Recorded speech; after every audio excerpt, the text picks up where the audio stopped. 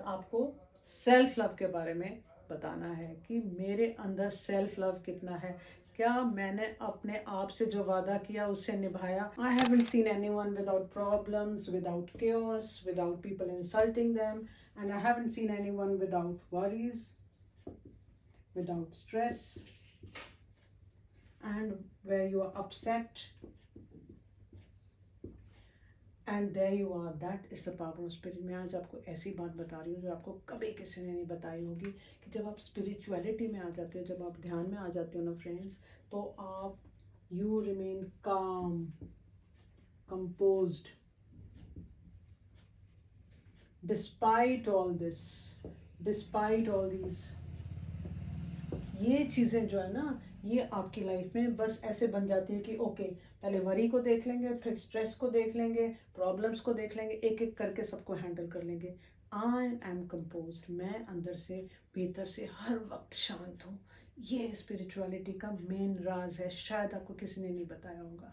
Just look at this statement that I am making.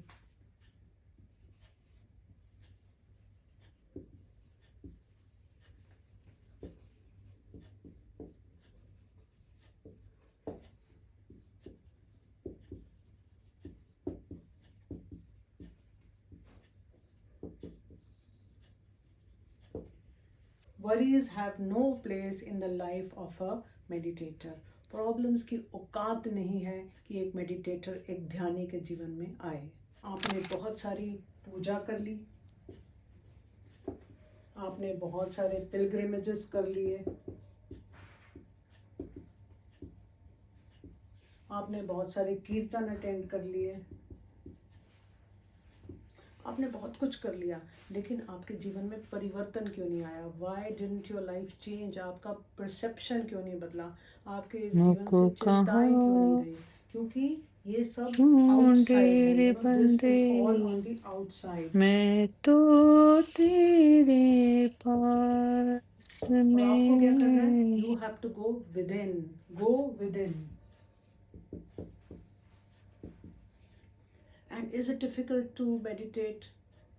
Just sit down and watch your breath. और कुछ करना ही नहीं है, सिर्फ बैठो, भीतर अपने झांको और अपनी सांस, आती हुई जाती सांस को देखो, बस दैट्स इट।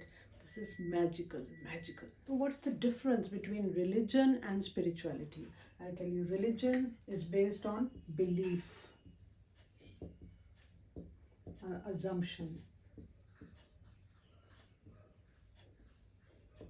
किसी ने आपको बता दिया, आपके पेरेंट्स ने, आपके घर वालों ने, या सोसाइटी ने, किसी पंडित ने आपको बता दिया कि भगवान है, तो आपने मान लिया क्योंकि सब मानते हैं। Spirituality is experience. जैसे साइंस के स्टूडेंट्स लैब के अंदर एक्सपेरिमेंट करते हैं ना, और जब रिजल्ट आता है, अपने आंखों से देखा हुआ टेस्टिमनी होती है, तभी वो लिखते हैं। ये डिफरेंस है रिलीजन और स्पिरिचुअलिटी में। आप ट्राई करके देखिए, मैजिक।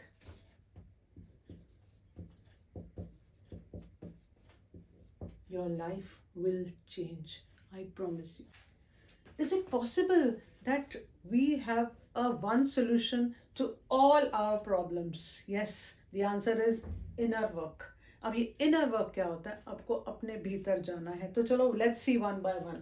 सबसे पहले आपको observe करना है। Number one, sit down in some quiet place, try and possible, if possible early in the morning, और आप अपनी आँख बंद करके अपने भीतर जाके अपने थॉट्स को ऑब्जर्व करिए। जो भी विचार आ रहे हैं, जा रहे हैं क्लाउड्स की तरह, और उनको ऑब्जर्व करिए कि मुझे कौन से थॉट्स आ रहे हैं।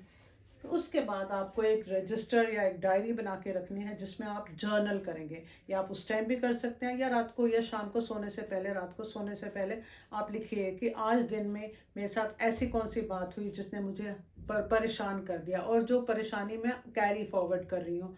और उसके बाद आपको सेल्फ लव के बारे में बताना है कि मेरे अंदर सेल्फ लव कितना है, क्या मैंने अपने आप से जो वादा किया उससे निभाया, क्या मैंने वो वाली बुक रीड करी, क्या मैंने वो वाला पेडिक्योर करवाया, क्या मैंने वो वाली ड्रेस ली, या मैंने वो वाली फ्रेंड को मिली, या whatever else you have to do. Self love is most important. अगर सेल्फ लव की कमी होगी ना, तो प्रॉब्लम्स तो आप अट्रैक्ट करते ही रहोगे।